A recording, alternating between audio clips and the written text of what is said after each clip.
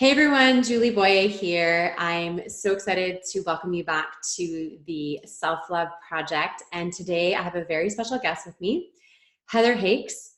And what's really cool about Heather and I is we actually are social media friends. We have yet to meet IRL. We haven't met physically in person, but we've chatted a few times, through face-to-face via technology, which I really love. But Heather's work has really spoken to me. She made some major changes in her own life, so that she could do what she loved. She's serving her clients in a really beautiful way. And when I started doing this project, Heather was one of the first people I thought of. So I just want to say welcome, Heather. Well, thank you for having me. I'm stoked to be here. First of all, I love watching your lifestyle on Instagram. I love because it's not just like, hey, I'm Heather, everything's great. It's like you're really showing your lifestyle and the authentic person that you are. I'd love to hear a little bit about, how you got to where you are today. Tell us a little bit about your background and what you're really doing right now that's got you so excited and jumping all over Instagram. Sure. Number one, authenticity for me is key. And because so many people complain about social media being a highlight reel, Mhm. I don't just show when I'm smiling and like at Lake Louise and Banff. I show when I'm having a tough day or I'm training for the marathon and I don't feel like it, but busting through the blocks. So what got me where I'm at today, I'm actually an author, host of the Mind Over Matter podcast, and a mindset coach. And what that means for me is I help transform people from where they are to where they want to be. Because I know what it's like to live in monotony and mediocrity and like just going through life's motions. I did it for over a decade in corporate. For years, I complained to my parents, I feel like a hamster on a wheel. I can't do this. I don't want to do this. And I think especially in the States where it's just the societal norm, you go to college, you get a job in corporate, you climb the ladder, you retire, and then you can live a good life. Yeah. And for me, I was like, this just isn't working. I want to live the good life now. I don't want to keep delaying it. And so I had chased all the things I was supposed to be chasing. I had all the things that were supposed to make me happy, and I was miserable. And so what happened for me is I've been on a personal development path for years, literally since I was 15. I love this stuff. I love psychology of it. I love reading and learning and understanding the self-sabotage and limiting beliefs. So ultimately, about 2.5 years ago, I quit corporate. I took a huge leap of faith. I didn't have a big plan. I had a little bit in savings, but not a ton. And that's when I experienced when you take a leap of faith into the unknown, the universe has your back.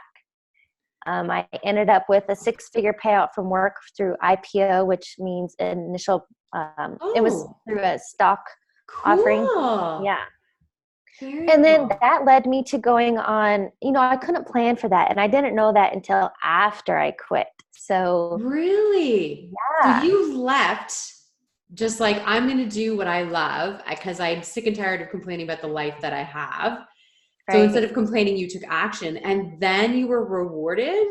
Yeah. And That's there's awesome. multiple cases like this happens to people all the time because we think the thing is, if you wait to start that thing that you really want to start, the internal nudge, the passion, the purpose, you're never going to start because there's never going to be a good time. For me, it was, I'll wait until the next stock vesting, or I'll wait until after the March bonus. And I just got to the point, I couldn't wait any longer. I was never going to do it. And so I cut the cord, quit, went on an 18-month travel sabbatical. That led me to writing a book, launching a podcast, and now where I'm at. So my message to the audience would be, you have got to learn to tune into your intuition and follow the nudge, because the nudge will never lead you wrong. Oh, but that's it, right? It's like the nudge is so hard to actually follow. And I really admire what you did because you can talk about it all day long and people do. And there's just so much fear in like Oh, letting go of what's safe and secure and the norm. And yeah. that's what your book is about, right? It's really about like that literally is what your book is about. Yeah, and my Tell us a book little is bit called about that book, actually. it's called Take the Leap. And I just share a lot of personal stories, but then I give takeaways at the end. So the the reader can be like, wow, when I had to leverage adversity, if I've hit my own rock bottom, how to get out of my comfort zone. And I preach all the time to let fear fuel you, not rule you. So before, when I get fear, and I don't know how you experience it, but for me, it's like, oh, sometimes tightness in the chest, but I feel it in my gut. And it's like this overwhelming energy or presence. That used to be fear for me. And a lot of people, that's what they do. They get anxious and stressed and run from it. They resist it and they push away. Yeah. And I've learned when I get those feelings, I'm going in the right direction. So I've learned to embrace them. And I think of them now as excitement. Oh my gosh, I'm going towards the thing I'm supposed to be doing. And I just push through that fear, and then it no longer has power. I love what you said about how fear actually feels in our body, because I think that that connection between what's happening on the outside and our physical internal reaction is really, really powerful. And I've had that nudge in my life. I've had those moments. And that's actually like what brought me to doing this self-love project. It was a download. I was like, I am struggling. I'm having a tough time. I'm struggling with my weight. I'm struggling with things that I never used to struggle before. You know, I've been in business for almost 14 years now. And a lot of the strategies that I was using in the past just aren't working for me anymore. And, you know, that's like when we're frustrated and we're not moving ahead, we know that we have to make change, and fear is often what stops us from actually making the changes. And so I'm digging deep into not only my own like challenges, but then it's like, I've got to reach out to people who I admire and who have gotten through challenges and also really exude this, like, you know, the joie de vivre and the self-love, but also with the authenticity that it's not always like puppies and rainbows, although we both do have dogs, which definitely helps our mood. I was actually just curious. You just came back from an amazing personal development summit. Am I right? I was wondering if you'd share a little bit, because it was the Lewis Howes event, right? Yes. So Lewis Howes, for those that don't know him, it's a huge, the School of Greatness podcast. He has like 100 million downloads. Mm-hmm. And I actually came across Lewis about 2 years ago. Somehow I read his book, School of Greatness, because I hadn't listened to his podcast. So anyway, he does an annual summit of greatness. Yeah. This was the 4th year. I've been twice now, but he brings on just inspirational, motivational speakers. And this year's, honestly, I didn't know any of them, but I've heard of Leanne Rimes as a singer, but she actually was one of the speakers. So was Ed Milet, powerhouse. Jesse Itzler, amazing. Kyle Cease, that man is woke, if you want to go that. And Kyle is a former comedian of like 25 years, a little bit of Hollywood. I had never heard of him. And I loved the speakers. My biggest takeaway, Jesse Itzler, his quote that just really resonated with me is, be where your feet are, because I think it is so easy. I do it all the time. I'm constantly future tripping, thinking about tomorrow, next week, my next trip, a month from now. Or at times I can be thinking, man, I could have done that differently. And it's so hard to veer away from the present, but that's the only moment we have right now. Yeah. And I literally, when you said that, I literally got caught in the moment. I was like, yeah, this is it right now. This moment between you and I, that's all there is. And I'm thinking about you as a coach, and I'm thinking about, you know, why as a coach, why is it so important for you to continually invest in your own personal growth and development? You know, why, like, you took a trip across the country, you invested money, you were away from home, you probably had to have someone take care of your pup, I'm guessing, right? You had to make arrangements to be away. You had to put your clients on hold. You had to put biz on hold. I know you weren't on social media probably as much as you usually are, because you're in session. So like, why bother? You know, why would you even bother to do that? I'm continually seeking knowledge and growth. And the fact is, you don't know what you don't know. Yeah. And so staying in this one place. And I believe any good coach has a coach, because every coach, I've had multiple coaches in different areas of my life. I've had kind of energy healing coaches dealing with some deep-rooted subconscious thinking and pain that we all have, but I'm doing the work so that I can use those tools for my clients. And for me, it's about up leveling and getting to that next, you know, okay, cool, I've gotten this foundation. Now, how do I get to the next? I'm always seeking more. Yeah. And that's I love that. And I kind of wanted to hear from you about that, because that's the thing is like we can get caught up even in our everyday, even with like we can get caught up in the monotony of coaching clients and not be investing in ourselves. And to me, that is actually part of self-love, is that time and investment in ourselves. Like I'm going to a women's conference in a few days, like, and then I'm also investing like in a women's retreat in February, for all the reasons that, I'm better with clients as I grow myself. So I wanted to talk a little bit about self-love, because that's the whole thing about this project. And I'm just curious, like for you, and when you're working with your clients, or even as a voice through social media, what does self-love look like to you? And why is it a topic that you're talking about? Why is it important? Well, for women especially, I believe women tend to put themselves last because they're busy taking care of everyone else. So you're a busy mom and a wife, but the thing is, it may be cliche or not, you hear it every time you get on an airplane: put on your oxygen mask first before helping the person next to you. And the fact is, you cannot pour from an empty cup. Yeah.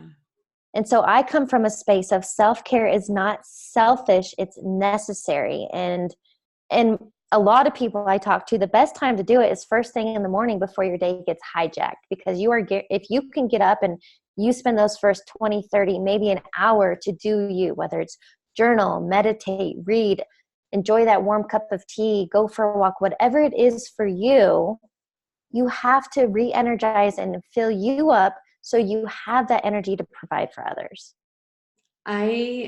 Yeah, and it sounds so cliche. Like I feel like we hear it all the time now, but it's like, are we actually listening?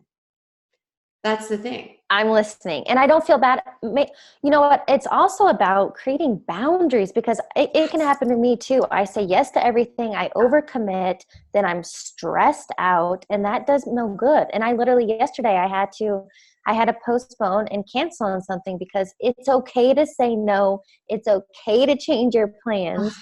It's okay to change your mind. Say that It's one more okay. time.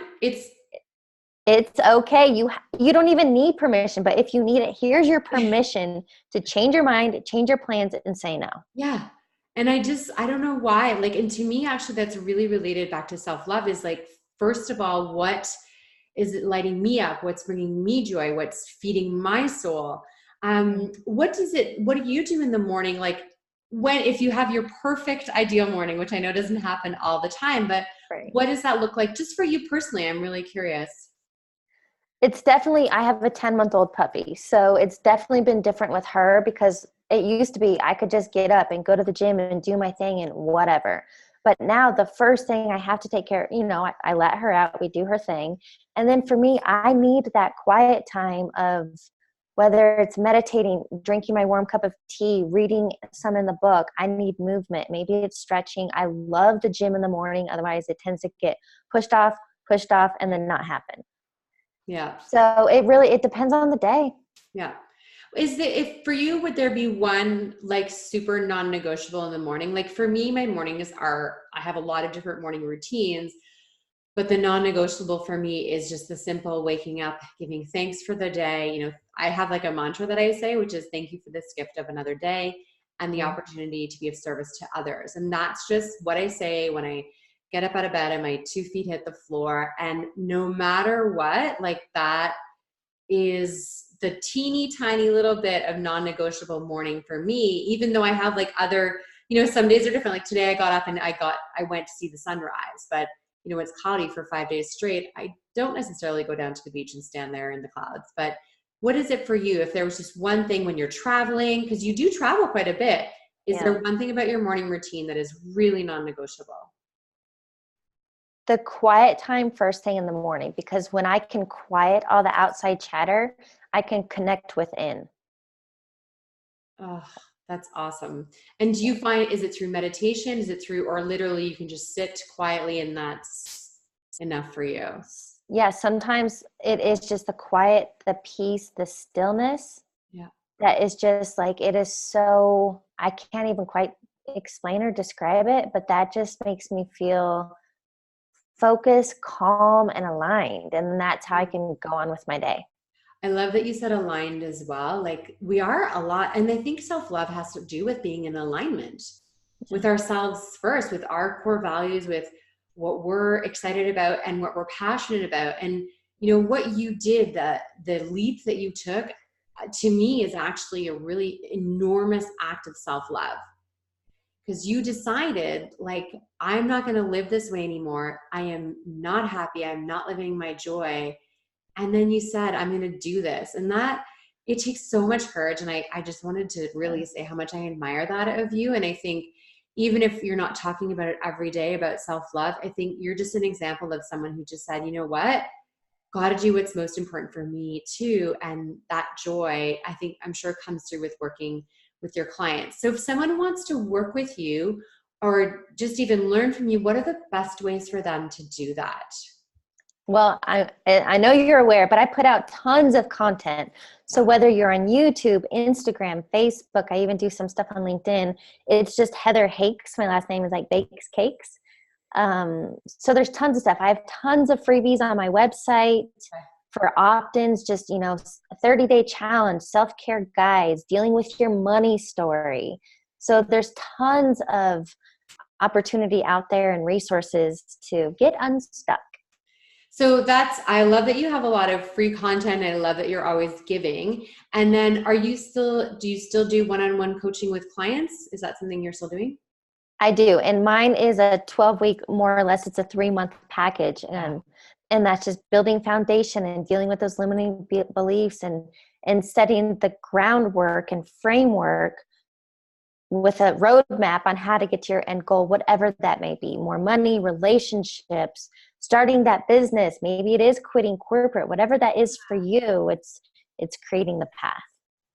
And it's really great that you offer that, because sometimes we just need someone to hold our hand. And that sometimes, like, the role of a coach is like, you're scared, you want to move forward, but that coach is there holding your hand and giving you the, like, physical nudge. Well, maybe not over Zoom meeting, but the nudge to say, like, you can do this. I'm here with you. And I've walked it out ahead of you. And I know that it's going to be tough, and I know there are going to be challenges, but that's the great thing about coaching, is just staying one step ahead of our clients and helping them in that way. And I see you doing that that's why I wanted to talk about the investments you're doing in personal development as well as a coach, because I just see that as such a beautiful priority of, yeah, I'm going to take care of me. I've got to keep growing me so that I can just be a better service to my clients. So as we wrap this up, I would love to hear from you. If someone really resonates with you and they want to just take one thing away from everything you've shared, if they could change one habit today, if they could do one thing differently today, what would that be? The good news is it's nothing difficult, because when you try to take too big of a leap, let's say a New Year's resolution, most people fail because they're in overwhelm. Yeah. So my advice to you is it's small, daily, consistent steps. And it's learning literally to just step outside of your comfort zone. And that's where you gain confidence and you can try new things and go after what you want. But just think, instead of big picture, oh my gosh, how am I ever going to get there? Create the small stepping stones in between. And literally it's just one step at a time. That's easy. It's simple. We can all do that. And it goes back to what you're saying about living in the present. Yes. Right? If you're just taking the one step forward at a time, you really are staying present. Heather, I have absolutely adored our time together. So it's great that everyone can find you easily. Just Heather Hakes, Google you, Instagram you, Facebook you. That's how I found you, was on Instagram. Yeah. Thank you so much for all that you give to your community. Your generosity and your kindness and your smiling face is something I always look forward to on social media. Thank you so much for saying yes today to sharing your time with me in this interview. My pleasure, and thank you for having me. Okay, cheers.